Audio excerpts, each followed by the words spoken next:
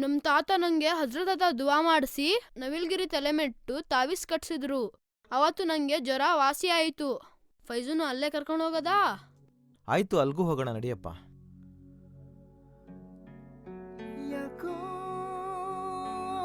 ಹಜ್ರತ್,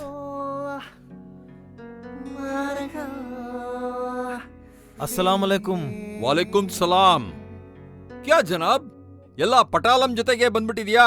ಇನ್ನೇನ್ ಮಾಡ್ಲಿ ಹಜ್ರತ್, ಮಗುಗೆ ತುಂಬಾ ಹುಷಾರಿಲ್ಲ, ಜ್ವರ ಬಂದಿದೆ, ಬಿಟ್ಟು ಬಿಟ್ಟು ಬರ್ತಿದೆ.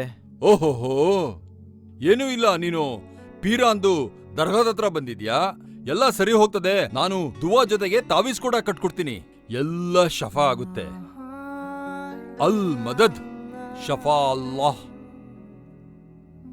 ಎಲ್ಲ ಸರಿ ಹೋಗ್ತದೆ. ಆಮೇಲೆ ಆ ಹುಂಜ ಇದೆಯಲ್ಲ, ಅದನ್ನ ಇಲ್ಲಿಗೆ ತಂದ್ಬಿಟ್ಟು ಬಿಸ್ಮಿಲ್ಲಾ ಮಾಡಿಸ್ಬಿಡು. ಎಲ್ಲರೂ ತಿಂತಾರೆ, ಎಲ್ಲರದು ದುವಾ ಸಿಗ್ತದೆ.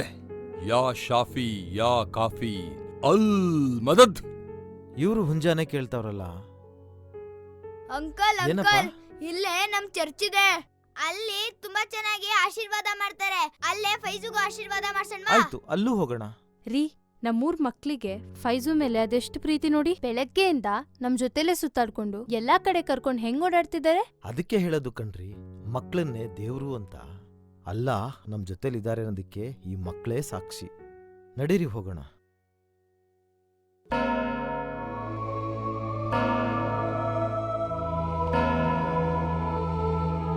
ಫಾದರ್ ನಮಸ್ಕಾರ. ಹಾ ನಮಸ್ಕಾರ.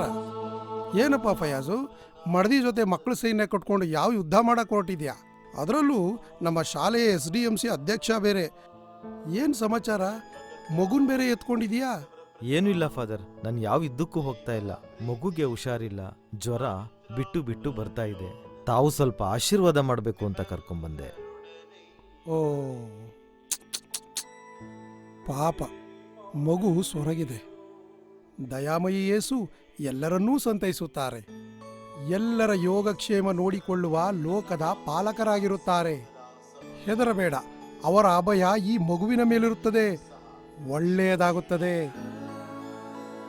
ತೆಗೆದುಕೋ, ಈ ದಿವ್ಯ ಶಕ್ತಿಯುಳ್ಳ ನೀರನ್ನು ಕುಡಿಸು. ಆಯ್ತು ಫಾದರ್. ಹರಕೆ ಏನಾದರೂ ಒತ್ಕೋಬೇಕಾ? ಅಗತ್ಯವಾಗಿ ಕಟ್ಕೋಬಹುದು. ಅದರಲ್ಲೂ ಈ ಮಗು ಜೊತೆ ಇರುತ್ತಲ್ಲ ಹುಂಜ, ಅದನ್ನೇ ಚರ್ಚಿಗೆ ಒಪ್ಪಿಸಿಬಿಡು. ಎಲ್ಲವೂ ಶುಭವಾಗುತ್ತದೆ. ಆಯ್ತು ಫಾದರ್, ಮಾಡೋಣ. ನೀವಿನ್ನು ಹೊರಡಬಹುದು. ಸರಿ, ನಡೀರಪ್ಪ.